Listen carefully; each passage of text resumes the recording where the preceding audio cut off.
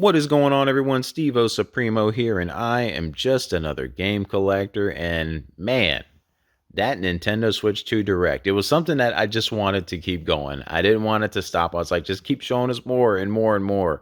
It's always exciting when it's new console time and you're finally finding out the new like gets and gadgets and all the fancy stuff that the new console can do. It's just these times only come around ever so often. Like every few years, every 5 to 7 years, we finally get to see like new console stuff. And it's just really cool when you get to see it. So, a lot of excitement today to see the Switch 2 and see what it's really capable of, and then go under the hood and like tell us some specs and everything about what the system could do.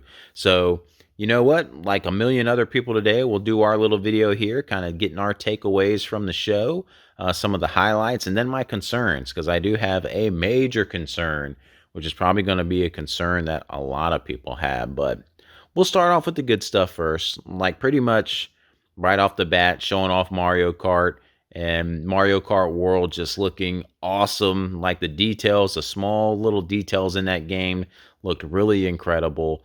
My son, like he is the big Mario Kart guy in my house and loves it.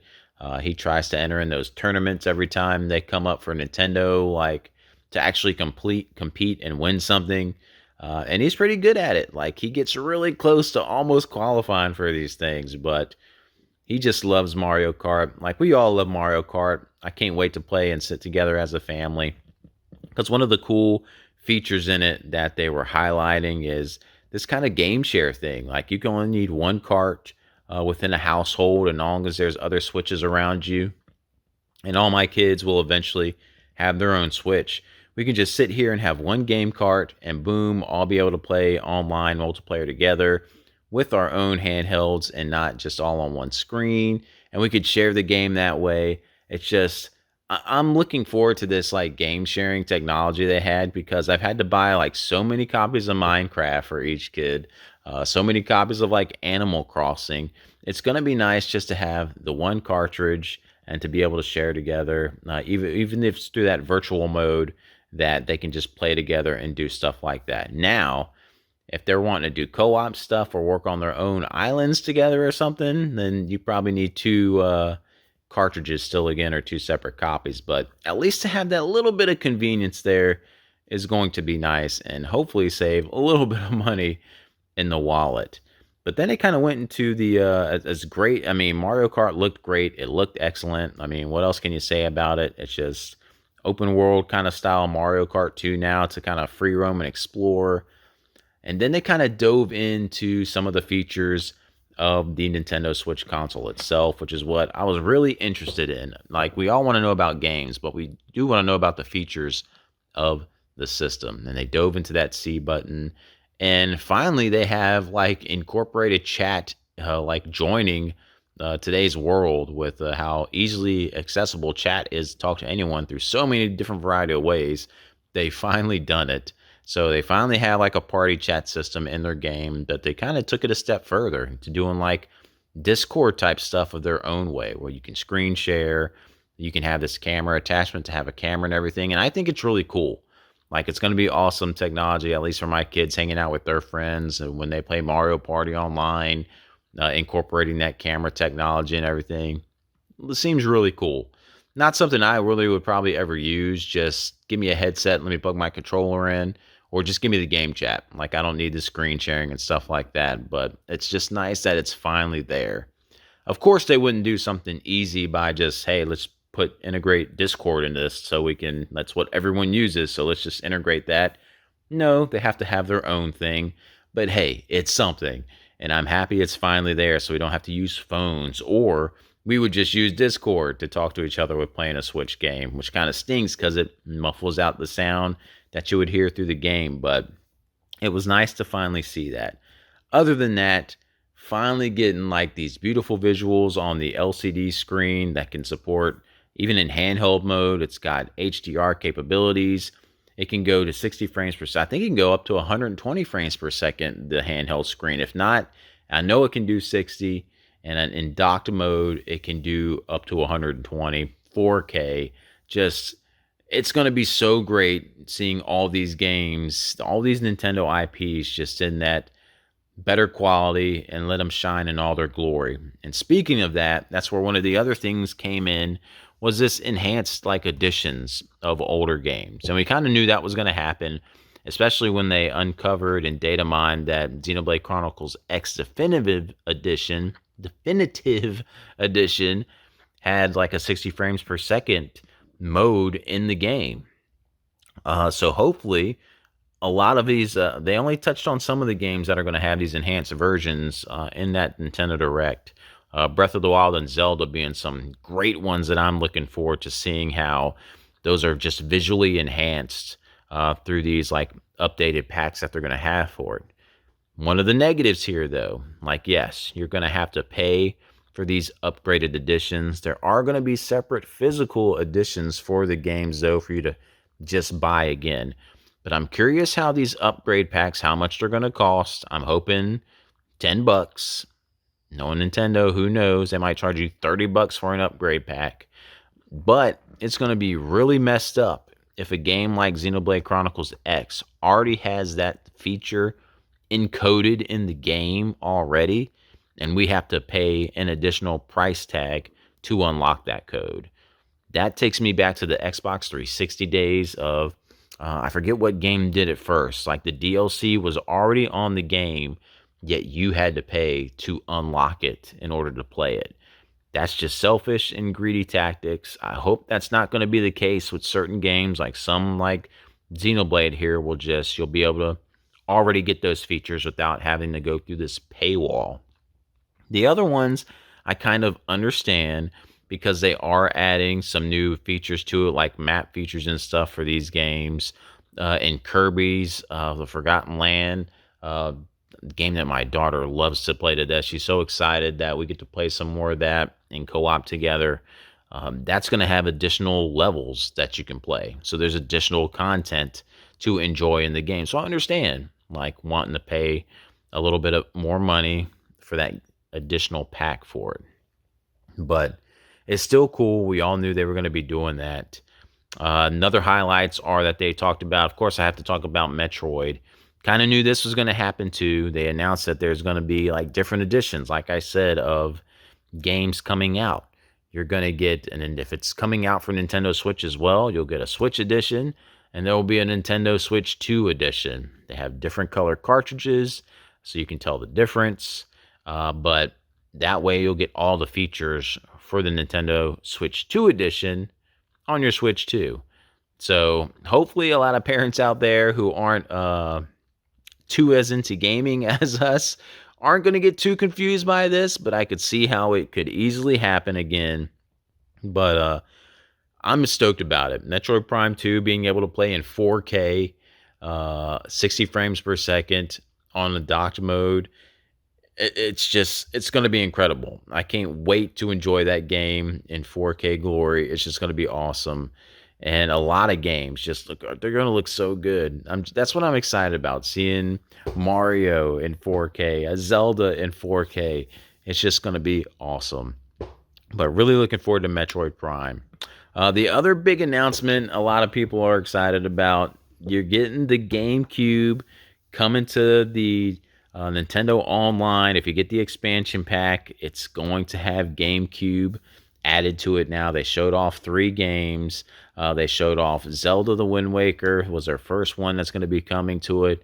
Soul Calibur 2 and F-Zero GX. Really cool to finally see that get incorporated. One of the really neat things is, again, like getting the online feature. So a game like F-Zero GX, you're going to be able to play multiplayer, like online. That's one of the cool features about getting the expansion pack and be able to play all the older games, because you can do them co-op and everything if games have that. So it's going to be really neat being able to play through some of these older games in co-op mode on the Nintendo Switch, or doing your online multiplayer. It's just going to be great. Now, how do I think? Is this going to really affect the market prices or anything for the GameCube games? Because it would be great to see like prices go down for some of these games, because we all know how GameCube prices are. Unfortunately, I don't see that happening. It didn't happen with the other games on the other systems when they came out, so I don't think it's going to happen with this either. It would be nice if we did see the dip though too. If anything, sometimes this can actually generate more hype for people wanting to get the original game. Like, oh, I'm getting to play it again on the Switch through the expansion pack. I want to get the original game again. So sometimes you can see a price go up. So I unfortunately don't think we're going to see the prices go down. But hey, I hope I'm wrong and these things can come more affordable. Even if it's by 10 or 15 bucks, some prices go down on these games. It would be nice to see, but still awesome feature that it's coming out. And then they started showing off more games and everything, like Elden Ring coming to the system, the Tarnished Edition. Now it's going to be interesting to see because again, we were told like the Switch 2, as far as the specs and everything, people who've went under the hood on it, it doesn't have the power of like a PS5 or anything like that. So what are the changes they made to a game like an Elden Ring in order for it to be able to kind of live up to the standards of like a PS5 version? So it'd be interesting to see like what the differences and stuff are going to be. I'm probably not going to double dip on it myself. Don't need to. I've done everything I need to do in the game and platinum it and everything. It's just I'm pretty much done with Elden Ring. So if the only way I would get it is if Nintendo had announced they did some type of trophy system like PlayStation or achievements like Xbox, that would incentivize me to do it. But of course they didn't, which is something we thought they might incorporate this time around, but they're still not. So only time will tell. Maybe they will join the club with that, but they're not really into doing that for some reason. I don't know why. And they showed a bunch of other games. Not too many though were being announced for launch date. The only one jumping right off the page to me on wanting on launch date was the Mario Kart game. Other than that, there's like really nothing else. You can get all these enhanced editions and everything, but nothing else is really coming out on the launch date. So it's really interesting. Like that, one of the key things, at least in the past, was when you launched the system, what was that initial launch day library going to be? Could you have like 10 games at least, 10 to 15 games to put with this system to really sell it? And so far, we're only seeing like one really big one to my knowledge, unless I'm missing something in the direct. Other things are getting launched on that same day, but it's nothing big. And it's just like a lot of enhanced stuff. So uh, I mean, we got to work on that, Nintendo. I don't know what the rush with getting this system out in June was, except just to make sure you could get games like Prime 4, so people could have the option to play it on there or anything and not have to wait for the system to come out next year after they've already bought the game and then want to buy it again. So normally Nintendo loves when you double dip, so I don't know why it seems like they're pushing it out this June when it doesn't seem like they have a lot of games to come out for it. But last but not least, what will second to last, when speaking of Elden Ring, one of the bigger announcements that really shocked me was, of course, From Software having an exclusive game coming out only on the Nintendo Switch 2. I think it was called the Dusk Bloods. If I'm wrong, I'm sorry about that. It's supposed to be a multiplayer centric game, is what I saw when I read something about the game. Now, I don't know if that means it's going to be like a single player story mode that you can still play through, or it's going to have like an online PvP type of thing. I was getting Bloodborne vibes from it at first, but then it just kind of went kind of steampunkish too. So it kind of looks like it looked more like a Dark Souls 3 style, like visually, not really the par of like an Elden Ring visual style. So it'll be interesting to see more about that game. There's supposed to be like a little creator note thing about it that hopefully comes out soon. I'll read up more on it because I love From Software, love their games, and it's going to be interesting to see what this game is all about. We know Night Rain's coming out, and that's like a multiplayer game, so is this going to be kind of like the same where you're co-oping through a game, or is it more PvP style? So many questions on it, and it's coming out next year, so looking forward to that. But the big one at the end was the announcement of Donkey Kong Bonanza. And guys, that game to me just looked incredible. It looked awesome. A throwback to finally getting another 3D style Donkey Kong game. Open looks, I don't know if it's going to be level based, open world. Who knows? Again, it looks like it has different worlds to go explore. Sorry, losing my voice. like a Mario game with different biomes and everything, but just the controls and everything, like the way you're controlling Donkey Kong, it just looked awesome. The way he's rolling up mountainsides and everything. The gameplay just looked awesome. Visually, it looked great. I still don't know. I'm still trying to get used to this new Donkey Kong redesign. So used to him looking a little bit more tougher and everything. So having this kind of goofy, more childlike look to him, I'm getting used to it. But I mean, that's how he used to look before he got like this pretty hard nosed look back in the early days. So we'll see. Again, I mean, it's fine. That's not a big deal or nitpick for me. It's just something I got to get used to. But the game just looked awesome. So I don't want this to drag on too long. We're already up to like over 15 minutes. So again, I didn't want it to end. I just wanted to keep seeing more and more announced for the system. We're going to have tree houses coming up this week. We're going to have more Nintendo Directs around Mario Kart coming out soon. And then the awesome thing with the Donkey Kong is it's not going to be there on launch date, but just a month later, we get to play Donkey Kong in July. So, whew, what a morning. Exciting stuff to see. Finally, the Switch 2 is going to be here June 5th. Now, we have to talk about the negative. I didn't get into my big negative yet. The big negative that I saw was this production quantity that's going to be limited for like its release. The system is due to come out on June 5th. And then under the caption, it says there's limited production quantities for 2025. So does that mean like throughout this whole year, the rest of the year, there's going to be limited production quantities of a Nintendo Switch 2 system? And if so, what is that limit? Like how many are we going to get?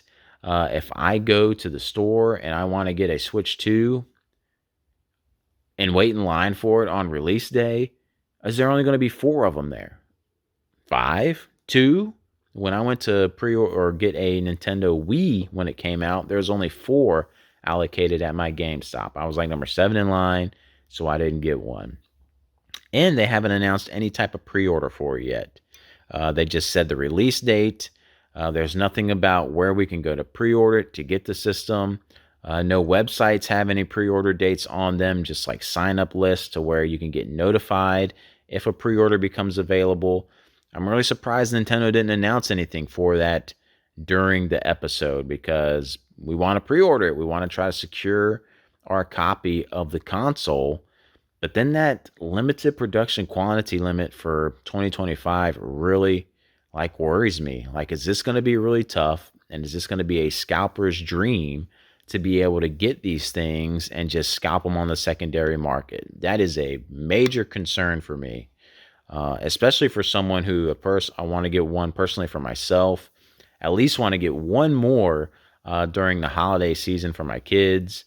And then later on down the road, we know they'll become available probably pretty easily. But it's just, I'm worried about it, guys. I'm worried about what's going to happen. I think a lot of people are going to miss out on it, or they're going to have to pay these huge prices for the secondary market if they want to get one at launch. Luckily, if that happens, it doesn't seem like there's too much that you're going to be missing out on. I mean, you got another month till Donkey Kong comes out, but you got Mario Kart. Metroid Prime is coming out this year, but let's see. I mean, that scares me. It worries me. Other than that, and other than the expansion pack thing for games that already have coded, I don't really have a whole lot more gripes from what I saw, but I just hope we can all get one who wants one and we have to battle the scalpers and the bots again. So I wish you guys luck whenever that announcement comes, when we can get it and pre-order it. And I hope you guys can secure yours, and I hope I can secure mine. So until again, guys, I will catch you guys in the next one.